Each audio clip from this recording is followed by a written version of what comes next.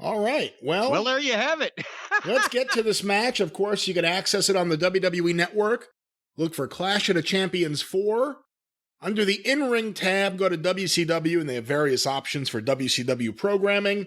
Clash of the Champions from December 7th, 1988, Clash of the Champions 4. We're going to go to 1 hour, 18 minutes, and 10 seconds into the event. Of course, there's a Jump To option under the video player, and the tab is Midnight Express versus Flair and Windham. But once again, 1 hour, 18 minutes, and 10 seconds into Clash of the Champions 4. Jim, are you ready on your end? I'm ready. Okay, the way this is going to work for you newbies out there is we're going to have a 5-second countdown, and then I will say, press play now. As I'm finishing the word now, press play. And hopefully that means we'll all be in sync together here at the end of the year. But with that said, here's the countdown. 5, 4, 3, 2, 1. Press play now. And here we go. And we always recommend watch the show with a little bit of sound up because you hear the crowd. The people in Chattanooga are always, it was a great wrestling town. There's Doug Dillinger on the left in the suit behind us, the famous Doug Dillinger. Somebody just tweeted, hey, Doug Dillinger was credited as a cameraman for Crockett's TV in 1985. I bet that's how he got his job. No shit. Doug was a Charlotte police officer. He did camera on the side, and all the boys knew him. The big introduction here. By the way, don't you just love my tucks and tails there? We dressed up big for the occasion.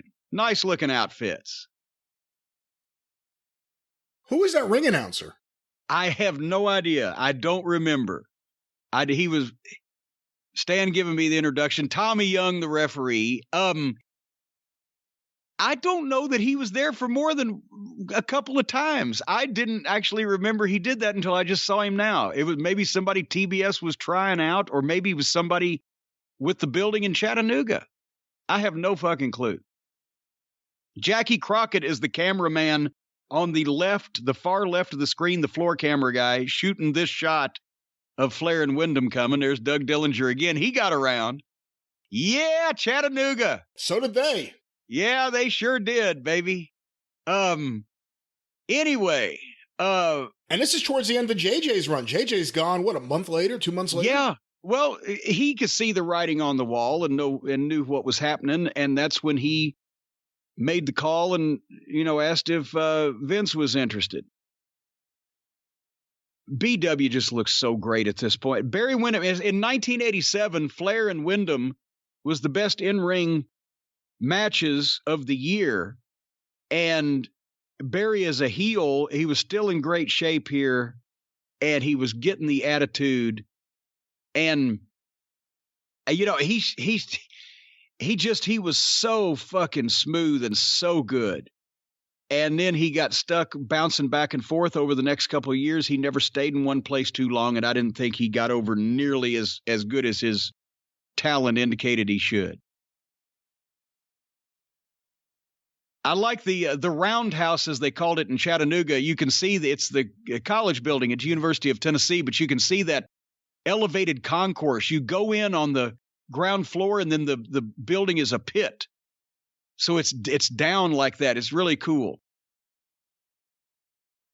You a fan of Flair in purple? I'm a fan of Flair in any color, baby. Pink and purple. Real men wear pink and purple. You guys are in pink. No, we're in red and gold. I got a pink shirt on. Hold on. Nevertheless. Wait till they show the Express again here. I thought you guys. Oh, wait a minute. They got. Hold on. Well, now we can't see the midnighty. And by the way, this is another one. Look at this fight. Does that angle not make you ill? They were trying. They said, "Oh, we're going to do wrestling now. We're going to have all these great different angles and everything." Said, "No, purple tights on the midnight. You got a pink stripe. That's magenta, actually, though." Anyway, don't you miss the referee's instructions and checking the wrestlers to make sure they don't have foreign substances on them or just shit that makes it look like a contest? They should take every modern referee and make them sit down and watch a Tommy Young match. If this was today, we would have already jump-started it, gone 100 miles an hour, and everybody would have dove out of the ring. But yeah, as you can see, the camera work is going to be horrible in this match because they don't even show both people involved. They'd never done wrestling before. As if Rick wanted to start out with Bobby, and Rick is going to regret more than anything he's ever regretted the first spot that he's about to call here in a minute. Boom, lock up like men, back in the corner. Woo, pow. Rick said, fuck you, Eaton. I will never tell you to fucking slap me again. And once again, Bobby hadn't been a babyface at this point. This is 88. He hadn't been a babyface since Tennessee in 83. So it was a chance for him to, change shit up and do a little different shit too. So now all of a sudden, Bobby Eaton, the bumping, somewhat sometimes effeminate member of the Midnight Express, is all of a sudden going to be a badass here. I never thought of him as effeminate. Well, I'm always the one that hugs him and gives him the kiss on the cheek so that the people can boo us and go, ah. But, that's the thing is, you've got to establish, boom, who the babyface is. And if Bobby Eaton is, and look at those punches, is going to fucking fire up and give Ric Flair all he can handle. Boom, and backdrop. And here comes BW and thinks better of it. Then now Flair starts out by getting the people behind the Midnight Express. And there's one for Stan. Boom. And Stan knew about that right about the time that Flair got over the turnbuckle and was coming toward him. Flair would assume that you knew what to fucking do in a lot of cases. I hated that fucking kick. I don't know what the fuck happened there. But once again, this is the first time that Flair and Stan had touched each other since they left their backyard. Nice shot of the building, but it was odd for whatever reason. Boom, and Flair makes the tag, and Zagiri, boom, and then Barry puts the fucking brakes on and backs up. They're trying to put Stan's karate over. Now, for the record, he really knew karate, right? Yeah, he wasn't fucking Bruce Lee, but he had trained in, what was it, Shotokan? It's a form of karate. He had done some instruction in one of the gyms that he worked at. So it wasn't like completely bullshit, but he's not going to go out and fucking, be the cover of Karate Fighter Illustrated. That was probably the first drop kick he'd thrown in 5 years. Because heels don't throw drop kicks. But see, Barry's calling this one now. So this is one of the more different stylistically Midnight Express matches.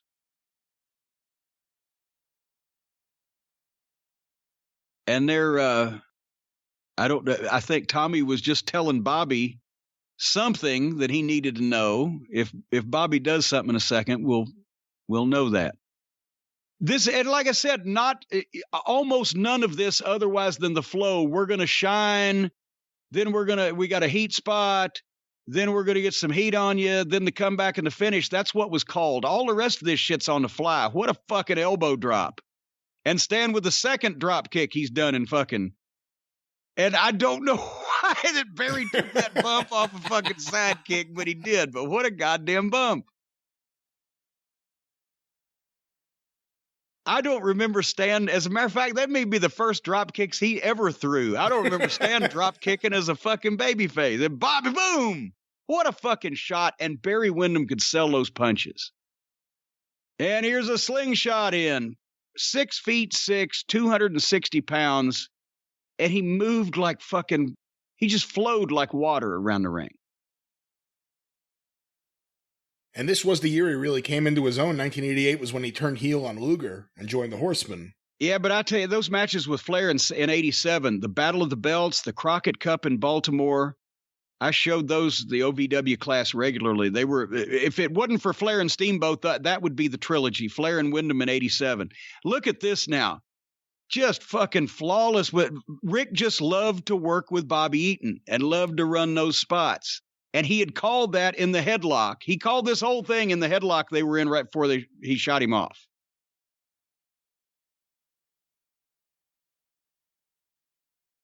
And then Flair, come here, BW. Boom. Bobby Eaton, like Road Warrior Animal. When's the last time you saw Bobby do? That's what I'm saying. When the guys that are calling it, he says, duck it, double clothesline. Bobby never did that on his own, but when somebody else was telling him to do it, he could fucking do it. And now the heels are going to slow things down a little bit. Give a chance for JJ to give a few words of advice. And then for Barry to look at him like, what the fuck? And this is something else. You can't build anything if you don't ever slow down in the course of a match. When the shit ain't working, one heel or one team bails out, the heel bails out and slows the pace down because they've been getting their ass handed to them. And then you pay the spot off and then you do it again and you build something else. Everybody now is just running from one thing to another. People got to have time to digest this shit. And then they blow again. And now Flair has just told Stan whatever the fuck he wants him to do. One tackle, drop toe hold, because Stan did, and get me in the figure four. This was a spot that fucking Flair had called beforehand, double figure four, because you need some cooperation in that. So as soon as they went into it, Barry knew to come in, Bobby knew to fucking trip him and get it. I'm keeping JJ from breaking it up. Now that they've got the pop for the spot, one of the guys reaches over and in the figure four and rakes the other babyface's fucking eyes and stops it. Awful camera work. Yeah, well, because they didn't know what the fuck they were doing. And right there, Rick had just told Stan, come back in and clothesline me. And Tommy won't get out of the way. There we go. Clothesline, elbow, same fucking thing. Stan had a fucking good vertical leap. So just on the sperm of it there, Rick stopped him, chucked him out to the floor, said, leap back in over the top and hit me with the thing. Boom. Now, Stan never chops. So now Stan threw a fucking four-handed chop and decided to go back to the fucking kicks. And he's throwing the fucking gut kicks and they're taking bumps off of him because he's never kicked them before. And they don't know what the fuck. Anyway. I didn't say there wasn't a few warts on this match. It's a hell of a fucking crowd for something that was being shown on free TV, but the camera work, they didn't have any preparation done. And it's not like they couldn't have watched some of the other programs. Boom. Rick had a nice punch too when he went straight to the fucking face. Oh, and Bobby knew how to sell it. And look at Bobby selling it. Yeah. And this is the kind of thing when you're in there with Rick, and I've been just a couple of times, you will hear his voice in your head. Lawler's the same way. Even while he's doing that stuff and you can't tell he's talking, he's telling Bobby, fire up, keep coming, keep coming, keep coming, and he's going to start backing up now. Boom. You'll hear Flair's voice in your head while all this shit's going on, just telling you with one or two word little instructions what to do. And he just called that to Stan. Fucking one tackle, drop down. I'm seeing it as it happens. Fucking elbow. And then he shoots you off. And if you ain't got it, and here comes Paulie. Good God. Is this the spot? Is this the fucking place in the match? As Barry Windham just power slams Stan. For the fucking Paulie. Yeah. And then even the wide shot of the screen or the ring with the fucking box doesn't work because they haven't even got that centered. Barry just missed a fucking knee drop, tags Flair. Flair stops Stan before he makes the tag. But this went on too long. It wasn't the right spot in the match to fly a fucking promo in. Then the director's probably figuring, okay, now let's go back to this. It's only the match, the main event. Flair and Tommy Young bitching at each other. I used to love to watch that. And you just, if you go back and you just saw Stan say, okay, because Flair had just said, catch me coming off the top. It's not like this had never happened before. Boom. And that's the thing is, all of Flair's matches, we had the double figure 4 spot, and you kind of knew the finish and maybe a few other things, but you would have to just keep fucking track. See, Flair couldn't catch him. He was right on his back, but he couldn't catch him. Bobby got the hot tag. And now Bobby never does the 10 punches in the corner, but Flair told him do the 10 punches in the corner. Okay. And won at Tommy, right? And Flair upside down for the second time in the match, but this time he's going to come off and get gut shotted and the neck breaker. Boom. Where was I going with all of? Oh, the point is, a lot of this stuff, you have to just keep fucking alert. And when he says do it, he's already committing, so you got to be there. First and only time Ric Flair ever got flapjacked.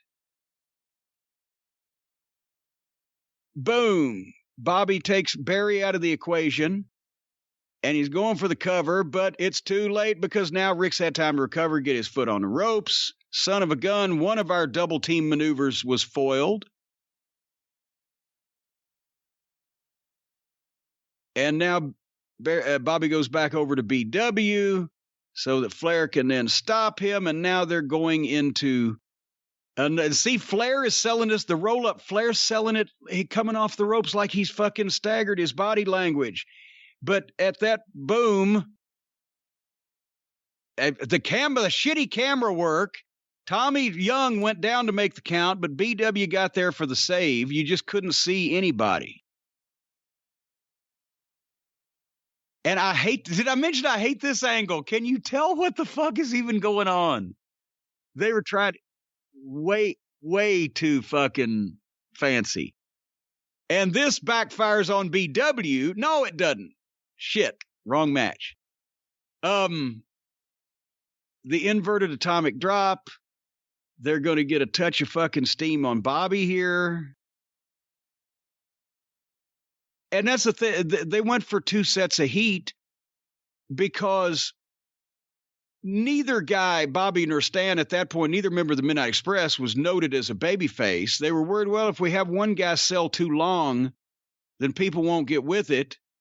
But at the same time, everybody recognized that Bobby had more background probably as a babyface that would sell and make the tag because of his years working for George. So they decided to make Bobby's heat the second so that Stan could make the final comeback. Anyway, I digress.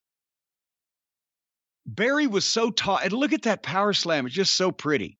But he was so tall and his arms, legs were so long, he could stand in one place and shoot you across the ring from one end to the other without letting go of you. And now Flair going to work, going to school. that was a payback for that first opening slap spot, I think. And if I'm not mistaken, as a matter of fact, yeah, Bobby may sell his ribs a little bit. This is one time he got one of that power slam. I think he got one of his ribs crossed. Have you ever heard of that? You can actually get your ribs crossed over one another. Ooh. And it hurts. They're not broken, but it hurts until it gets popped back in the right place. I think he got a rib crossed. Look at that fucking bump though off that chop. And Flair put his hand up over his mouth and said, "Shove me back." And then shoved Tommy, and he shoved him back. Somehow Rick thought, and I love him to death, but he thought that if he just put his hand over his mouth, that 20,000 people couldn't see him pretending not to talk to somebody. Because he used to do it a lot. But it's Flair. It's like Austin stomping a mud hole in you. When you're that over, you can get away with it. Okay, he just told Barry what to do. He shoots him off. Barry comes in with that flying clothesline. Boom. Can you imagine if we'd have tried to set this whole thing up? And look at Tommy with that slide. Set this whole thing up in the locker room and remember to do it and make it look spontaneous from, that's ridiculous. Nice side salto. I think, is this where? No. Boom. Barry didn't have that knee drop like Flair did over the top of the forehead there. And he goes for the sleeper. Because here's another thing also, the heels never get the babyface they're getting heat on in a hold anymore so that they can be stationary so the people can take over and start rumbling and clapping for the babyface to fucking come up. But finally, they did. He did. Bobby's still fighting from underneath. Boom, but he's not going to die and roll over and play dead. And Rick says, fuck you, I'll take this chop.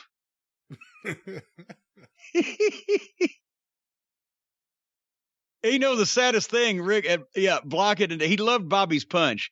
Rick's the oldest guy in the ring, and he's the one that's the least tired and the least sweating.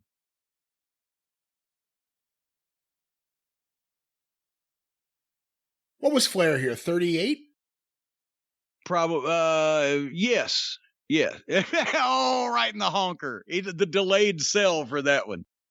Yeah, he'd have been 38. And the Flair flop. And this is a chance now. Bobby drops down. And fucking Barry goes over just to stop him in the nick of time, but Bobby got it, and here comes Stan.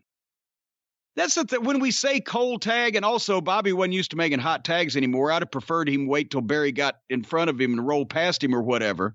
But it's like the heels never try to stop the babyface from making a hot tag anymore. Stan going with the old babyface standbys. Backdrops, fucking double head bonks. And now, what Barry had no idea. He's trying to figure out the double goozle, and he couldn't get it. We had told him to just fall backwards, but he'd never taken it before, right? Anyway, and I remember, this is a truncated Alabama jam because, look, did you see Bobby didn't get the height he usually gets? Because of the fucking rib. He's like, fuck. JJ gets up. He's got his shoe. I whack JJ with the racket and start choking him, but Flair has got the shoe. Cameraman in the ring. Flair grabbed the shoe and whacked Bobby over the head.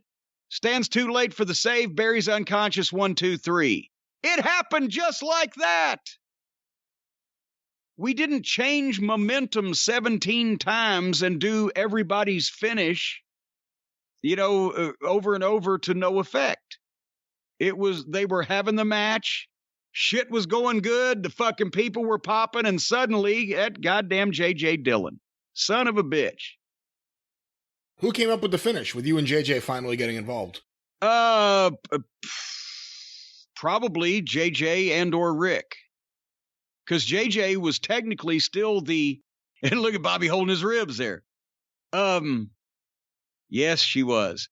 JJ had been Dusty's assistant booker, so he still had the books and everything. So he was still in the office and he was given the finishes for the first few weeks when Dusty was gone, and then Jimmy Crockett was trying to book, as he said he wasn't a booker. So, but it's not like we had any problem with that finish either. It made perfect sense. But there you go. It was kind of you saw everybody doing different shit than they normally do. And that's why you see, especially when it was called on the fly, sometimes it worked and sometimes it didn't. But that's what led to the spontaneity of the thing. I get now people, and there's Jason Hervey clapping. He would later on get the clap. There you go. I'm just fucking around. But anyway, so now I guess somebody out there with modern eyes is going to say, well, Flair didn't know how to work. He took a fucking back bump for a gut kick. But anyway, that's the way we did those things back in those days. And gather, what was that? Was 25 minutes-ish or so, right? About a standard NWA main event for the time. It didn't feel like it's as long as some of these main event extravaganzas. Maybe it's because we didn't do everything that everybody knew 17 times over. What do you think? What did you think about the idea they had you go back out after that and do a promo? I wasn't thrilled about it, but at the same time, to close the show, and to, respond to what's happened because we just lost. And then also, and what's coming up at Starrcade. It was like the end of a TV show promo. It wasn't the worst thing in the world. I don't remember what I said exactly. I'm sure lots of nasty things about Paulie Dangerously, if I had to guess. I'll probably watch that later on in the privacy of my own home. Anyway, closing remarks, young Brian Last. Good match. Makes me probably in the next week or so with a little time off. I'm going to go back and watch some more Barry Windham stuff. I haven't watched anything from 88 in a while. And Windham was just so good there. And, Flair, a lot of people thought he was at the top of his game and he would take things to another level in 89 with the Steamboat Series and then the Terry Funk matches. Yeah. And the Express would go on to get destroyed by the Booker. We would be destroyed by the Booker, give our notice, come back, be destroyed by the vice president of the company. And finally, and then over the year of 1990, have like 3 of the 5 match of the years on pay-per-view and then walk out in disgust. So there you have that. Well, there you have it. Our latest watch-along. Seasons beatings. Clash of the Champions 4. I guess we're going to I bet a lot of people think Cornette's full of bullshit. They couldn't have been as disorganized as they were at that time, a big company like TBS. Well, do you think TBS was disorganized in all of its divisions, or was it just specifically because, A, wrestling was new to them in terms of ownership and management, but B, they didn't know anything about the wrestling business? I mean, do you think like everything else that TBS or Turner Broadcasting was doing was as disorganized or mismanaged? No, probably not. And especially the stuff that they cared about and the stuff that was big money. But there were people from the start, as we've said, that didn't want wrestling there and didn't like wrestling. And, it was a telling sign that I'll just say this. It was a common, well-known fact in TBS after the first several months of them owning the wrestling company that if there was somebody that was an employee somewhere in the TBS system and they just were either had a bunch of complaints against them or were just not very good at their job or were just nobody liked them, if they were a minority or a female or in some area that they couldn't fire them, they'd just transfer them to work in the wrestling office. And so the people working in, I'm not talking about the wrestling people, I'm talking about secretaries and people of the TBS nature. If they were an unpopular, incompetent person that could not be fired because they would bring suit against TBS, they'd make them work in the wrestling office. So that's about how much they cared. But you would think, since there was a television company, that, well, we've never shot this before, wouldn't be an excuse because they would make an effort to figure it out first, right? But that happened a lot. And the event coordinating. Remember, I've told you the story about when they booked us to do a TV taping at Center Stage in Atlanta during the middle of renovations. We all showed up and there weren't seats in the arena. They had taken all the seats out and there was just concrete construction dust over a bunch of ledges. And they said, well, we can just have the people sit on those.